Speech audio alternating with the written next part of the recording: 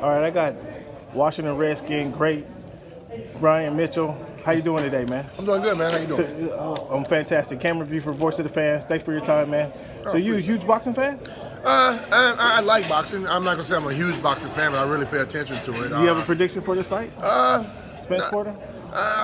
Spence is the guy with the most hype and the guy who's probably a favorite, but I think Porter's going to really push him. I think the fight should be a lot closer than people think. Okay. But that's what you want. You don't want to see a one-sided fight. You Exactly. want to see guys go out there and battle it out. And if Spence is the best, he should rise to the top of the end. That's why everybody's out here, man. That's why you out here, because it should be the best of best. That's it. So I got a couple questions, man, just about general NFL. Mm-hmm. First of all, Redskins, are they going to change the name? Now, you played there, you've been there, you know the environment, you know the environment. It doesn't seem like it. Do you think they should change the name? I think it comes down to when you start seeing if someone is harmed by it, and a lot of Indians have said that they are. A lot of people say that they're not. Right. Yeah, and I think, when you get the Supreme Court came with their ruling, and I think that's what Dan Snyder is basically going off of.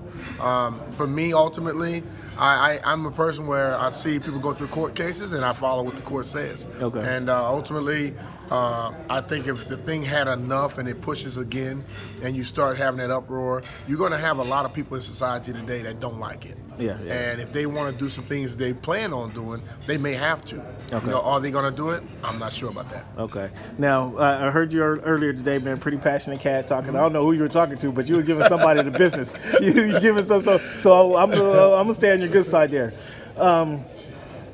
Is Danny Jones getting too much credit up there in New York?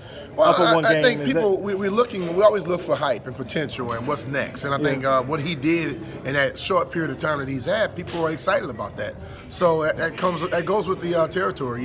He was a guy that the Giants said that they wanted. They bench a two-time Super Bowl winning quarterback. Yeah. He gets his opportunity, and boom, look what he did. Yeah. Brought him from behind to win, and I think now he has to continue doing that. I've made the comment many a times when we had Robert Griffin III. People have done it for one game. They've done it for 1 year. Right. Can you turn that thing into a long career? And that's Daniel Jones is going to have that opportunity this weekend. That's my next question. What do you think? Do you think this is a long-term deal? Well, we'll see. I mean, the thing of it comes down to what's going to be around him. I believe the quarterback position is the most dependent position in all the sports. Okay. You can be a guy who can help lift people, but you have to have people around you. If you don't have receivers to catch the ball, running backs to run, Saquon is out hurt now. Can he still carry that load? You need your defense to be very good as well. Your offensive line need to block for you. So it's going to come down to how much he has invested in it. What does Gettleman do? Okay. Does he keep getting rid of top-notch players, because he wants to bring in certain guys? Is he looking for guys that's never going to challenge him? Sure. I think a lot of times front offices and coaches, they miss the boat by a guy that may be fiery and challenge him a little bit. They don't like that. They shy away from those guys. Right. But those guys also are the guys that's going to get your team ready to play. So we're going to find out. We're going to definitely find out. Let's stay in the same division. You're talking about a dependent QB as a dependent position. Your guy down in Texas. Yes. Should he be paid like the number one quarterback in the league? Everybody should be. I mean, this is the thing about it. You watch right now, there are quarterbacks that's making money that probably shouldn't be making it. True. But the NFL pays a quarterback position. True. Looking at Dak Prescott, look at his wins against losses. It all comes down there. Look at his touchdowns against interceptions. But as you mentioned, you said quarterback is a dependent position. But Aaron Rodgers got paid. Yeah. Carson Wentz got paid. Sure. Andrew Luck got paid, and he left the game early. Sure. So why is it that Dak shouldn't get paid? He plays a position where a lot of attention goes to. This is the way the NFL does it. Okay. So why now that Dak comes up, people don't want him to get paid? Okay. Is any quarterback worth $30 million? Is any quarterback worth $40? I'd say not. Okay. When I look at it, ultimately, I don't think a quarterback is the best player on every team. But this is the way that the league has set it up, and you can't get upset when another guy comes in that you may not want to pay. Sure. So I think he should get paid. So just kind of contrast that. When you play, you play with a few different quarterbacks. Yeah, I played with Mark Rippon. I played with Donovan McNabb, Gus Frerotte, Kerry Collins. I played with a lot of different guys. Who was the highest paid quarterback when you played? McNabb probably was. Okay. Of the guys I played with. The guys you played with Yeah. in Washington. Okay. I'm a Miami Dolphin fan, man. Mm-hmm. This tanking. That's pathetic. The idea of it stinks in the NFL. I don't like it in any sport. Well, I agree with you in any sport, but just kind of trying to do it in the NFL doesn't make sense. It doesn't make sense because one guy doesn't make that big of a difference. Thank you. So when you look at the front office, if they're not signing top-notch people and things of that nature, what are you really doing? But they're letting top-notch players go. They're letting them go, but they're not signing. But just... are you teaching guys how to lose? Are you training guys how to lose? That's the last thing you want any athlete to think. Do you think Flores is the right guy, a head coach? I don't think a coach can do much when you don't have the support of your front office and your owner. I don't think you can ask Flores to be the guy, but if you don't give him talent, how he's supposed to succeed? I believe they have to give him the proper talent and also allow him to run the team. In my eyes, I think the head coach should have final say when it comes to football matters. Yeah. Now you bring in other players, you go and work your business how you want to do it. Yeah. But whatever happens in that field of play on the team, locker room, I need to ask. The coach needs to handle that because I think players have to understand when you have the authority to do what you signed to do, then you can make a difference. When you don't have that authority, they go right over you. And I think when we're looking at what Miami is doing, it's awful. It's terrible. All right, Cameron Buford, once again, voice of the fans. I got Brian Mitchell. I just got a couple more questions for you. Former running back, special teams guy, all-around player.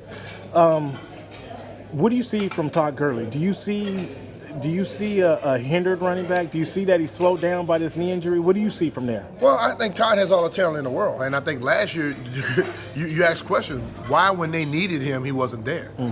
When they had situations when it was like, must get it, they went with the other running back. Injuries happen in sports. We all know that. Yeah. But that ability, the one ability we never discuss a lot, whether in the media or players, is availability. If you're not available, if you're not accessible, you can't expect to get the love that some of the guys that were always available and accessible were. Does he have talent? Yes, extreme talent. Catch the ball in the backfield, run the ball, and he has a coach who's going to put him in a great position. But he needs to be there in the big games and the big moments to make sure he gets the love that he probably deserves based on the talent he has. One final question. I'm going to let this go, but I'm going to see how honest you're going to be with me. And thank you for your time again, Brian Mitchell. Did Melvin Gordon get bad advice? To hold out? To hold out for 3 games. I think Melvin Gordon, I don't know if he got bad advice or he thought bad because either way, Zeke Elliott is the guy. Melvin Gordon is a very good football player. Is he Zeke Elliott? Hell no. So, but what else does a player have to do? You find out your worth by basically taking a stance, a strong stance. I think Melvin Gordon did what Melvin Gordon was supposed to do for himself. It didn't work for him in that sense. Then he understood, I need to get back because I can show other teams what I'm capable of. If another team, he goes out and plays well, and another team see how good he is, he may get the money he wanted to get from the Chargers from somewhere else. Yeah. So, yes, I think he made the right move that he wanted to make, and that's the whole thing about it. When you decide to make those moves, you're the one that has to suffer if it doesn't work for you.